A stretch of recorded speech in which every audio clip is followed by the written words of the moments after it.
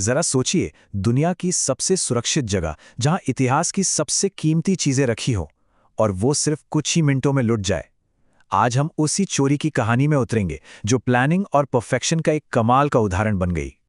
जी हां, सिर्फ 7 मिनट, इतिहास, खजाना, शाही विरासत, सब कुछ पलक झपकते ही गायब।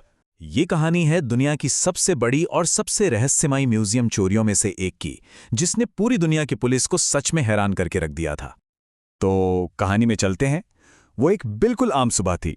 म्यूजियम में भीड़ थी और किसी को जरा सा भी अंदाजा नहीं था कि वो इतिहास की सबसे बड़ी चोरी के गवाह बनने वाले हैं। वो म्यूजियम बाहर से कम और एक किला ज्यादा लगता था। और सुरक्षा, अरे पूछिए मत।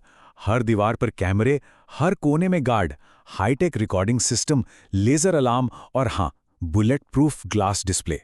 मतलब एक ऐसा सुरक्षा चक्रव्यूह जिसे तोड़ना नामुमकिन सा लगता था। लेकिन किसी ने इसे तोड़ने की हिम्मत कर ही डाली। ये चोरी कोई अचानक नहीं हुई थी। नहीं, ये महीनों की बहुत ही बारीकी से की गई प्लानिंग का नतीजा थी। चोरों ने म्यूजियम को बाहर से नहीं बल्कि अंदर से समझा था, एक एक इंच, जैसे वो खुद वहां काम करते हों। जरा इनकी प्लानिंग का लेवल देखिए। कैमरों के ब्लाइंड स्पॉट कहाँ हैं, गार्ड के शिफ्ट कब बदलते हैं, दरवाजे ठीक किस वक्त खुलते हैं, लेजर अलार्म की ऊंचाई कितनी है, और सबसे जरूरी, भागने का सबसे छोटा रास्ता कौन सा है। हर एक सेकंड का हिसाब रखा गया था। और ये काम किसी एरी गैरी टीम का नहीं था। 4 लोग, हर कोई अपने काम में माहिर।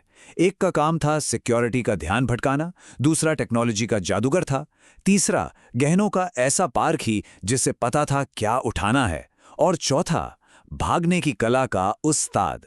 मतलब एक परफेक्ट प्लान के लिए एक परफेक्ट टीम। और फिर वो पल आया। ऑपरेशन शुरू हो चुका था और घड़ी की सुइयां तेजी से घूम रही थीं। उनके पास थे सिर्फ 7 मिनट। इन 7 मिनटों में या तो वो इतिहास रचते या फिर पकड़े जाते। ये देखिए उन 7 मिनटों का पूरा खेल। ऑपरेशन शुरू होने के 30 सेकंड के अंदर कैमरा लूप पर थे, जिससे गार्ड्स को 15 सेकंड पुरानी फुटेज दिख रही थी। 1.25 मिनट के अंदर बुलेट प्रूफ ग्लास कट चुका था।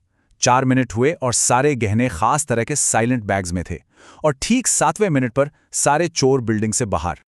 तो सवाल ये है कि ये सब हुआ कैसे? उन्होंने इस्तेमाल किया एक खास फाइबर कटर का। अब देखिए, जहां एक आम कटर 10 मिनट लेता और बहुत शोर करता, वहीं इस स्पेशल कटर ने सिर्फ 45 सेकंड में बिना कोई आवाज किए बुलेट प्रूफ ग्लास काट दिया। यही था उनका सबसे बड़ा हथियार। और उन्होंने चुराया क्या? म्यूजियम के वो बेशकीमती शाही गहने जो सैकड़ों साल पुराने थे, और उनकी कीमत थी 850 करोड़ रुपए से भी ज्यादा। एक ऐसी रकम जो किसी के भी होश उड़ा दे।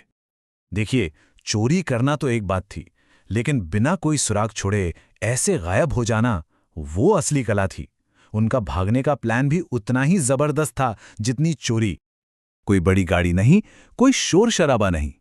चोर अलग अलग दरवाजों से बाहर निकले, पहले से ही तैयार खड़े स्कूटर्स पर बैठे और शहर की तंग गलियों में ऐसे गायब हुए जैसे हवा। उन्होंने स्कूटर्स का इस्तेमाल इसलिए किया क्योंकि ये भीड़ और ट्रैफिक में आसानी से निकल सकते थे, जहां बड़ी बड़ी कारें फंस जाती हैं।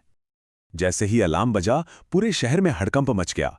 200 से ज्यादा सीसीटीवी कैमरे खंगाले गए, 150 से ज्यादा लोगों से पूछताछ हुई, 12 किलोमीटर का पूरा इलाका सील कर दिया गया, और उन स्कूटर्स को ढूंढने के लिए पूरे शहर में तलाशी शुरू हो गई। लेकिन नतीजा जीरो। न कोई सुराग, न कोई संदिग्ध, और न ही कोई गहना मिला। जिन 7 मिनटों में ये चोरी हुई, उन्हीं 7 मिनटों ने दुनिया की सबसे तेज पुलिस फोर्स को पूरी तरह से मात दे दी थी। लेकिन कहानी यहां खत्म नहीं होती। एक्सपर्ट्स का मानना है कि यह काम सिर्फ 4 लोगों का नहीं हो सकता था। शक की सुई म्यूजियम के ही किसी अपने पर जा रही थी। तो क्या ये एक अंदर की साजिश थी? और शक गहराने की वजह भी थी। अलार्म बजने में देर क्यों हुई? कैमरे इतनी आसानी से फ्रीज कैसे हो गए? सिक्योरिटी पास सिस्टम में इतनी बड़ी कमी कैसे थी? क्या सिर्फ 4 लोग अकेले ये सब कर सकते थे? ये ऐसे सवाल थे जो इशारा कर रहे थे कि किसी ने अंदर से चोरों का रास्ता साफ किया था। ये सिर्फ एक चोरी नहीं थी, ये एक सर्जिकल स्ट्राइक थी, जहां हर सेकंड की कीमत करोड़ों में थी।